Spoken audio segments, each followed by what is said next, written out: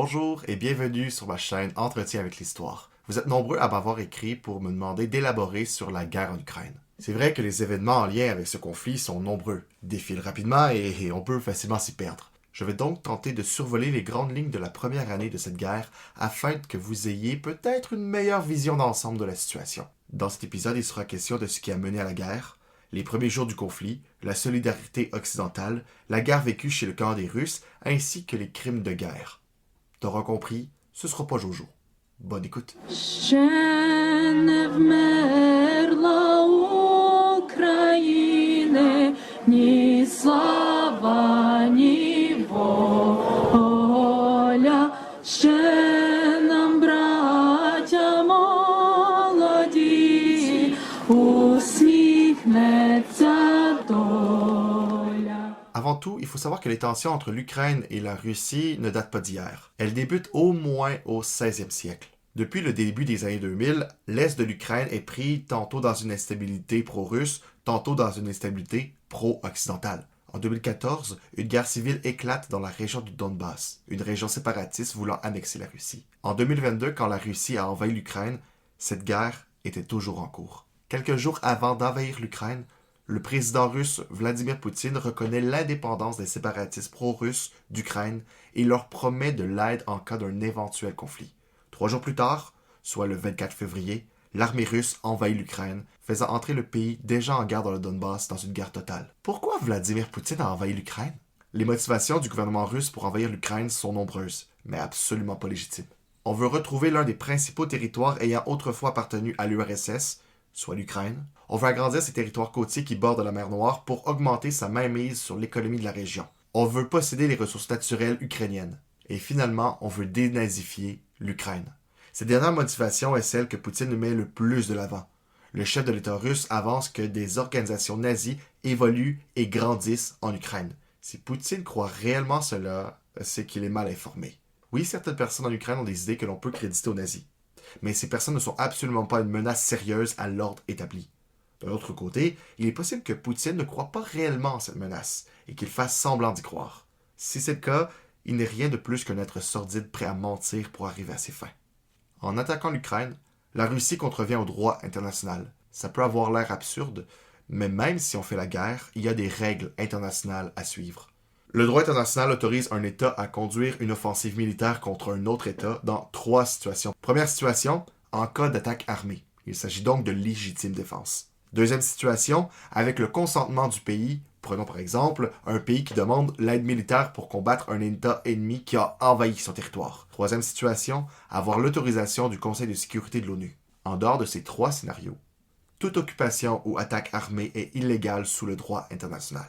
La guerre en Ukraine surprend le monde entier pour plusieurs raisons. D'abord, quelques mois avant le début de la guerre, l'attaque russe en sol ukrainien semblait impossible. Aussi, la réponse ukrainienne à l'attaque sur son territoire démontre la force de ce peuple, mais également les défaillances de l'armée russe, qui, sur papier, est l'une des plus puissantes au monde. Dès le jour 1, la capitale de l'Ukraine est attaquée. Des milliers de personnes quittent la capitale ou se réfugient dans le métro pour y fuir les bombardements. Des soldats russes sont parachutés dans Kiev avec pour mission de tuer ou de capturer le président ukrainien Volodymyr Zelensky. La mission est un échec. Dès les premiers jours de combat, l'armée russe s'avère mal organisée, manquant de ravitaillement et devant parfois abandonner des chars d'assaut sur la route pour plusieurs raisons. Il faut savoir que les troupes russes se composent en majorité de conscrits, c'est-à-dire des citoyens qui n'ont pas une formation militaire. C'est donc dire que ce n'est pas la crème de la crème qui se retrouve sur le champ de bataille, ce qui engendre parfois des erreurs stratégiques qui pourraient être évitées par des militaires de métier. D'ailleurs, le moral des soldats russes n'est pas au meilleur puisqu'on leur promettait une courte intervention, et non une guerre. Au fil des jours, les zones de combat se multiplient. L'ancienne centrale nucléaire de Tchernobyl fait craindre des fissures radioactives puisque des bombardements ont lieu à proximité. Ces radiations pourraient couvrir l'est de l'Europe ainsi que l'ouest de la Russie, dont Moscou. Tranquillement, les combats s'éloignent de Tchernobyl. Les 2 armées savent trop bien les conséquences que peuvent avoir les fissures sur la centrale. Alors que le conflit sembla pour durer, le président Zelensky reste dans son pays. Plusieurs autres dirigeants auraient fui le territoire afin de diriger à distance. C'est peut-être aussi le calcul que faisait Vladimir Poutine. Quoi qu'il en soit, Volodymyr Zelensky reste en Ukraine et devient un symbole de résistance qui donne du courage à la population. Plusieurs n'hésitent donc pas à se mobiliser contre les envahisseurs venus de la Russie. La population sent l'appel du devoir et la volonté de défendre leur pays. On cherche à aider. J'ai été marqué par l'histoire de la brasserie Pravda, qui, pour contribuer à l'effort de guerre, s'est mise à créer des cocktails Molotov. Ça s'invente pas. Zelensky annonce la conscription afin d'enrôler un maximum de soldats dans l'armée ukrainienne. La nouvelle est, règle générale, bien accueillie par les Ukrainiens. Le 28 février, donc quelques jours après le début du conflit, des pourparlers ont lieu et se terminent afin que les négociateurs des deux clans consultent leur gouvernement. Vladimir Poutine impose de strictes conditions à la fin du conflit armé. Il exige la reconnaissance de la Crimée en tant que territoire russe, la démilitarisation et la dénazification de l'Ukraine. Le gouvernement ukrainien trouve les demandes absurdes et les refuse catégoriquement. Pendant que les pourparlers se déroulaient, la Russie n'a pas cessé les combats à plusieurs endroits, ce qui est contraire à l'esprit du concept des pourparlers. Après les négociations qui n'ont mené à rien, des images provenant de satellites montrent un convoi militaire s'étirant sur plus de 60 km au nord-ouest de Kiev. L'objectif du convoi n'est rien de moins que la prise de la capitale ukrainienne. Ce convoi rend les analystes sceptiques puisqu'il suffit d'atteindre le premier et le dernier char d'assaut pour bloquer les troupes russes. Une autre preuve de la défaillance stratégique des Russes. Dès les premiers instants de la guerre, l'Occident est choqué par l'invasion. Rapidement, des mesures économiques se mettent en place pour sévir la Russie. Zelensky en vient à demander des armes afin de combattre l'armée de Poutine, ce que de nombreux pays occidentaux acceptent de faire à de nombreuses reprises. Rapidement, le monde occidental sévit économiquement la Russie et offre à l'Ukraine des avions de chasse et des pièces détachées en plus de milliards de dollars. Tôt dans la guerre, Starlink, qui appartient à SpaceX et donc au milliardaire Elon Musk, permet à Kiev d'utiliser son réseau satellite ultra performant. Starlink aide donc l'armée ukrainienne à anticiper les attaques russes. Rapidement, plusieurs compagnies prennent de grandes décisions. La compagnie Apple, par exemple, suspend l'exportation de ses produits et limite certains services dont sa solution de paiement Apple Pay. TikTok interdit la possibilité de créer des vidéos en territoire russe. Le cas de TikTok est intéressant puisqu'il s'agit d'une compagnie chinoise. Alors que la Chine ne penche ni du côté de l'Occident, ni du côté de Poutine, TikTok y va d'une mesure touchant les utilisateurs russes du réseau social. Walt Disney et Warner Media cessent la diffusion de leurs films dans les cinémas. La Ligue nationale de hockey exclut les joueurs russes du repêchage international.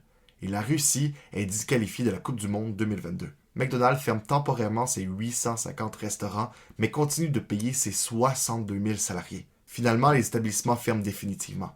On peut se demander comment une chaîne de restauration peut mettre de la pression sur un gouvernement. Il faut penser à toute la nourriture qu'exige un restaurant pour bien comprendre que plusieurs secteurs locaux liés à l'alimentation sont touchés. Du côté des pays européens, plusieurs États font face à un dilemme. Ils veulent réduire l'importation de sources d'énergie russes, mais les énergies alternatives sont peu nombreuses. Certains pays constatent donc leur dépendance énergétique envers la Russie et tentent de s'en débarrasser le plus possible. Face au boycott, la Russie ne reste pas les bras fermés.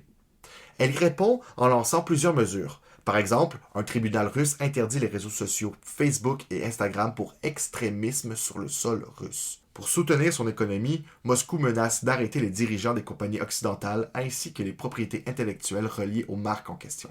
Pour revenir à McDonald's que nous parlions un peu plus tôt, un oligarque russe rachète les restaurants et les ouvre sous une autre enseigne en offrant des produits similaires. La traduction du nom que prend la compagnie se traduirait par « délicieux, point ».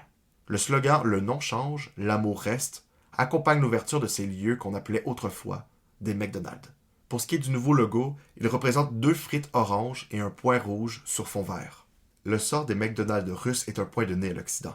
Il démontre qu'une économie peut fonctionner sans les géants américains. Après une année de boycott, l'économie russe résiste encore, malgré le nombre inouï de sanctions. Les revenus continuent d'affluer dans les coffres de l'État russe grâce au pétrole et au gaz naturel qui trouvent encore preneurs à des prix plus élevés qu'avant la guerre. La Russie profite aussi de l'augmentation des prix de plusieurs autres de ses exportations, comme les fertilisants et le blé. Au printemps, durant la saison des semis, les agriculteurs ukrainiens ont besoin de gilets pare-balles et de démineurs pour détruire les bombes tombées dans leurs champs. La situation n'est en rien à l'effet de rareté du blé dans un pays considéré comme l'un des greniers à céréales du monde. À la fin de juillet 2022, devant l'effet de rareté des céréales à l'international dû à la guerre, 3 ports ukrainiens sont désignés pour les exportations de céréales.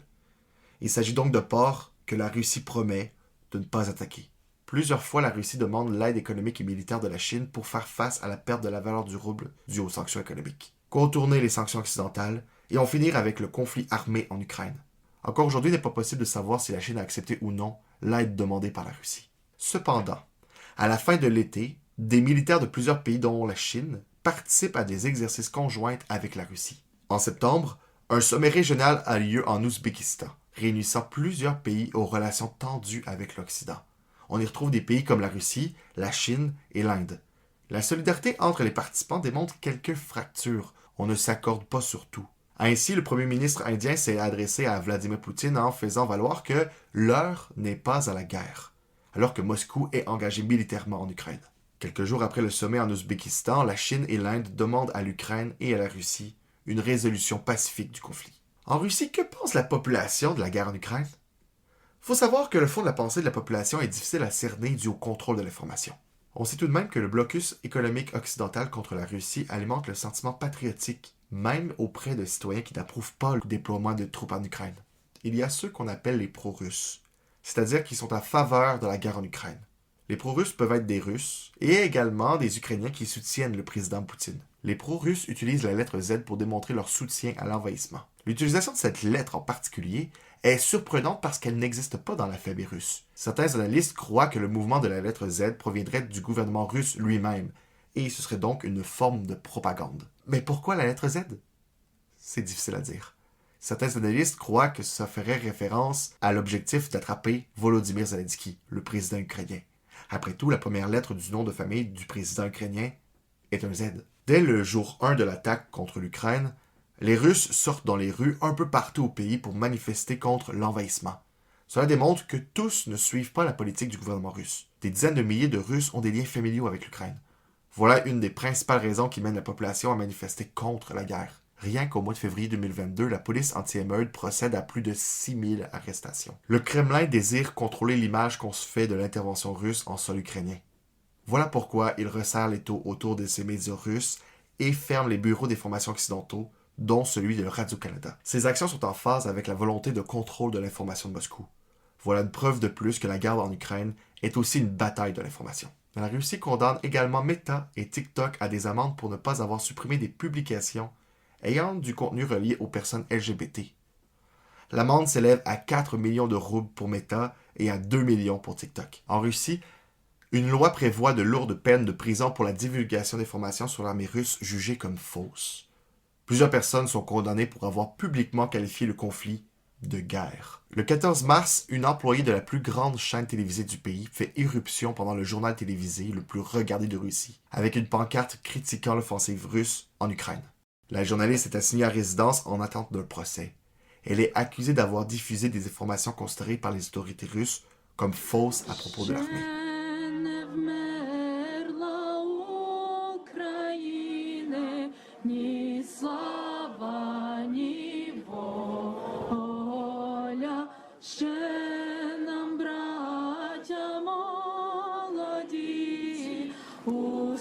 Plusieurs fois, la Russie et l'Ukraine s'accusent mutuellement d'attaques terroristes ou de crimes de guerre.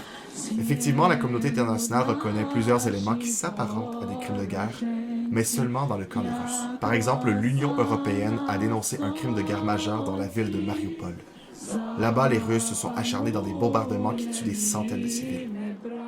Pourquoi les Russes ont été si agressifs envers Mariupol? C'est une ville au bord de la mer d'Azov. Le contrôle de cette mer par les forces russes assure une continuité territoriale de la Crimée jusqu'aux régions séparatistes du Donbass. Mariupol est donc hautement stratégique pour la suite de la guerre. Cependant, la conquête de la ville est bloquée par un groupe de combattants cachés dans un tunnel d'un vaste ensemble industriel. Ces passages souterrains créent l'incertitude chez les Russes parce qu'ils réduisent l'efficacité de l'artillerie ennemie. Ses frappes aériennes, son infanterie, ses snipers et sa surveillance satellite. Mais d'un autre côté, les combattants ukrainiens sont coincés comme des rats. L'armée russe mate finalement le dernier groupe de résistants, ce qui fait tomber officiellement la ville de Mariupol aux mains des Russes. Un autre crime de guerre a lieu au mois de juin. Une frappe de missiles russes est lancée sur un centre commercial dans le centre du pays. Dans la ville où a eu lieu l'attaque, la vie semblait relativement normale jusqu'au moment de la frappe des missiles contre les civils. L'attaque fait une dizaine de morts et une soixantaine de blessés. Au mois d'octobre, le pont de Crimée qui relie la péninsule sous contrôle russe à la Russie est en partie détruit par une puissante explosion. Il s'agit d'une attaque contre une artère stratégique et un symbole de l'occupation russe. Du côté du président russe, il accuse les Ukrainiens d'actes terroristes et débute des bombardements meurtriers sur plusieurs villes. Ces attaques sont dénoncées par les Occidentaux comme étant des attaques aveugles, gratuites et inutiles. À partir du mois de mars, la Russie repense sa stratégie et consolide ses appuis dans les régions pro-russes du Donbass dans l'est et le sud du pays. Les envahisseurs abandonnent donc les sièges sur Kiev. Le retrait des forces russes permet à l'armée de Zelensky de reprendre le contrôle de toute la région de la capitale. La découverte de centaines de cadavres de citoyens provoque de vives réactions internationales incriminant Moscou. Encore une fois, on parle de crimes de guerre.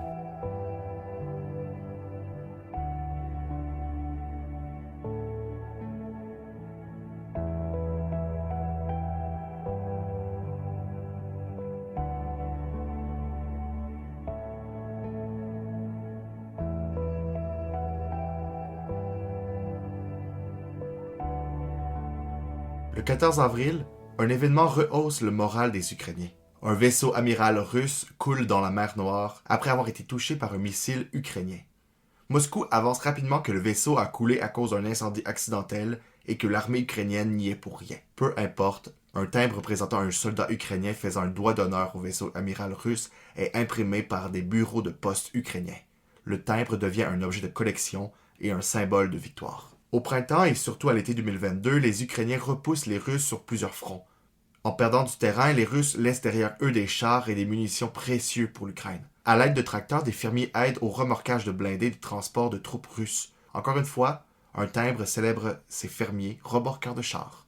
Avec son recul et son repositionnement en territoire pro-russe, et devant le nombre grandissant de dissidents, Vladimir Poutine semble à court d'idées. On va même jusqu'à dire qu'il improvise. Poutine se met à lancer des menaces, se disant prêt à utiliser tous les moyens de son arsenal face à l'Occident, insinuant ainsi l'utilisation possible de l'arme nucléaire. Moscou n'a pas d'autre choix que de s'activer, de s'investir plus amplement dans le conflit parce qu'elle perd du terrain. Vladimir Poutine ordonne donc la mobilisation de 300 000 réservistes pour prêter main forte à ses troupes. Pour inciter les Russes à servir leur pays en Ukraine, le Kremlin n'oblige plus les soldats et les fonctionnaires russes déployés à faire leurs impôts. Malgré tout, certains soldats désertent les combats. Poutine, qui veut retenir ses soldats sur les champs de bataille, prévoit jusqu'à 10 ans de prison pour les militaires qui désertent ou refusent de combattre. Après l'annonce d'une mobilisation de la population russe pour rejoindre la guerre en Ukraine, la Finlande enregistre environ 17 000 entrées de Russes sur son territoire en une seule fin de semaine. La plupart craignant l'enrôlement obligatoire. Sous tension depuis le début de l'invasion de l'Ukraine, la Finlande présente un projet de barrière avec la Russie pour renforcer la sécurité de la frontière commune. Au mois d'octobre, le général Sukovkin est désigné commandant en chef de l'invasion russe de l'Ukraine. Surnommé le général Armageddon, l'arrivée de cet homme fait craindre le pire. Le général traîne une réputation exécrable et un appétit destructeur. Dans le passé, il a fait des ravages en Syrie avec des bombardements aléatoires, d'où le surnom de général Armageddon. En septembre, 4 référendums s'organisent dans les clans pro-russes des régions séparatistes. Avant même la tenue des référendums, l'Occident affirme qu'elle ne reconnaîtra pas les résultats. Ces référendums sont remportés sans grande résistance par les pro-russes. Le 25 décembre, les Ukrainiens orthodoxes fêtent Noël, un signe fort de défiance envers les autorités religieuses russes qui célèbrent la naissance de Jésus annuellement le 7 janvier. Des cloches retentissent et des chants religieux s'élèvent haut et fort. L'Ukraine veut montrer à la Russie qu'elle est toujours vivante. En Russie, si au début du conflit, le mot guerre est proscrit au profit du terme opération militaire spéciale, la réalité rattrape tranquillement les médias, qui sont de moins en moins frileux pour parler de guerre. La guerre dure depuis déjà un moment. Plusieurs se demandent ce qui se passe dans la tête de Vladimir Poutine. La réponse est difficile à trouver. Par contre, on peut se tourner vers l'un des talons d'Achille des gouvernements similaires à celui de Vladimir Poutine. Cette faille est la peur qu'ont les hauts fonctionnaires et les militaires de divulguer aux dirigeants la réalité sans l'amoindrir.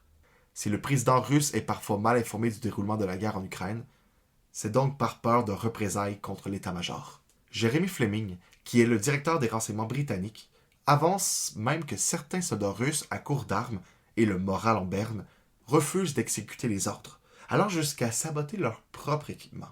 Il est difficile de savoir si Poutine est au courant de cette information ou on préfère lui cacher. Volodymyr Zelensky, en tant que figure de proue de la résistance ukrainienne, reçoit plusieurs cadeaux et honneurs. Entre autres, l'acteur américain Sean Penn, qui prépare un documentaire sur l'invasion russe, prête l'un de ses 2 Oscars au président ukrainien, en lui demandant de lui rapporter après qu'il ait gagné la guerre. This is for you. Oh, Sean. Yes.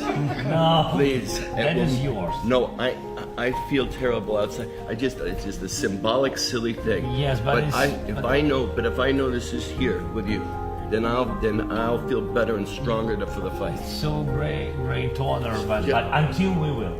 When you win, bring it back to Malibu. Great. Yes. Great. Okay. Because I'll feel Okay. much better knowing there's a piece of me here. Zelensky est également désigné personnalité de l'année 2022 par le Time Magazine, incarnant la résistance de son pays face à l'envahisseur. Au mois de décembre, Volodymyr Zelensky se rend aux États-Unis. Il est accueilli par une ovation debout des membres de la Chambre des représentants du Sénat américain. Zelensky prononce un discours et affirme que l'Ukraine est vivante et combative, et que contrairement aux prédictions, l'Ukraine n'est pas tombée aux mains de la Russie. In this war, we stand, we fight, and we will win because we are united. Ukraine, America, and the entire free world.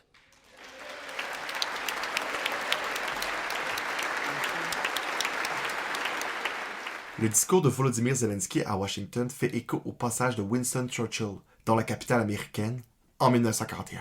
La comparaison entre les 2 hommes a bien sûr des limites, mais témoigne de la volonté des 2 chefs d'État de libérer leur pays d'un envahisseur. C'est ce qui conclut la première année de la guerre en Ukraine. Évidemment, j'aurais pu m'étaler dans plusieurs zones de conflit ou encore sur le rôle de l'Occident, de la Chine ou de la Biélorussie. Mais je voulais rendre le tout le plus digeste possible. Je souhaite que cet épisode spécial vous ait été utile et j'espère de tout cœur faire une vidéo l'an prochain annonçant la fin de la guerre en Ukraine.